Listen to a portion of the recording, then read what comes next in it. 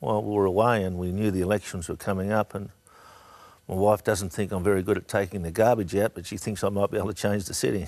It's drab, it's dreary. If you look in the middle of the city, we've got the 7th largest city in Australia, and you drive down Hunter Street and it just is quite woeful. Now, there's more to Newcastle, of course, than just Hunter Street, but being the capital of our city and the centre of the CBD, other than filling the mine shaft at the new law courts, I don't see another project going on in this city. Not even a shop front, not in a coffee shop.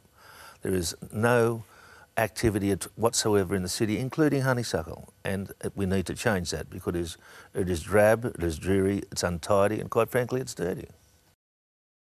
There is budgeted money put aside. Parking is an issue, and I put a paper out on that the other day with regard to making Hunter Street one way and then have angle parking. That will get 200 more parks in the city. Parking meters aren't for revenue collection. Parking meters are so for that the shopkeepers and workers don't park in front of the businesses. But I propose to have 2 hours parking free, just like the shopping centres, so that we are doubling or quadrupling the business activities in the street.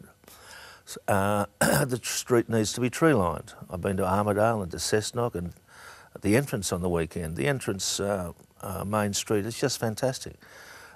Beautiful trees, the shops are allowed to come out into the street, angle parking, tiled footpaths, seated areas, garbage bins, all those little things which we're very short of in the main street of Newcastle.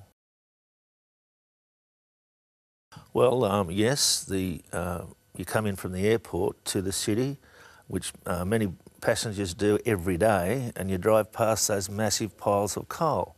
The coal dust has an effect on Stockton and has an effect on Mayfield. At one of our sites, we built a 4-metre high mound, put trees in front of it, and put bamboo on top. So we've completely screened the industrial from our residential. It is a very easy task to mound that roadway, put some bamboo on top, put some trees in front, and actually landscape the entrance to our city. So it has a visual effect, it has a dust effect, it has an environmental effect, it soaks up some CO2 and makes our entryway to the city landscaped, which it should be. Well, in running businesses, and I'm not a politician, I'm a businessman, you have to get there by cooperation. In fighting to achieve a goal, and they're not goal-focused, they're personally focused.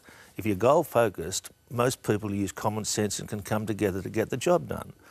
The art of this thing is to get people to come together to get the job done, not have personality conflicts between themselves. I've been doing that for many years and will continue to do that. It's very much so, very much so. Become job-orientated, not politics.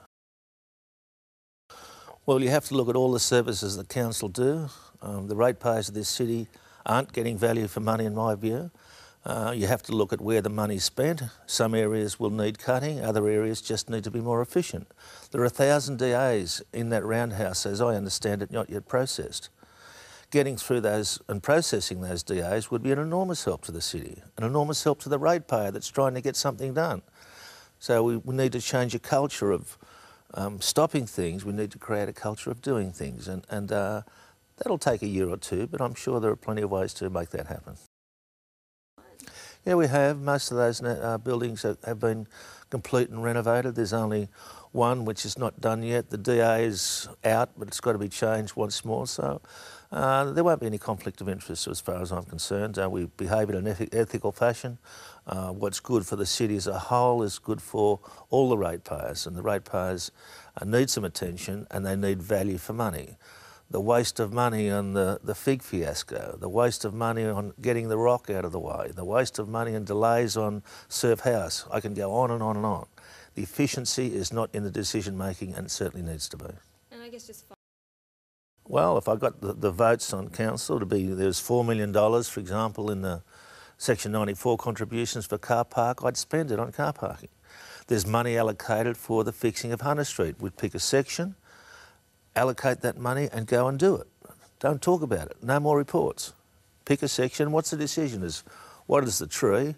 What is the footpath? Where are the bins? And where are the seats?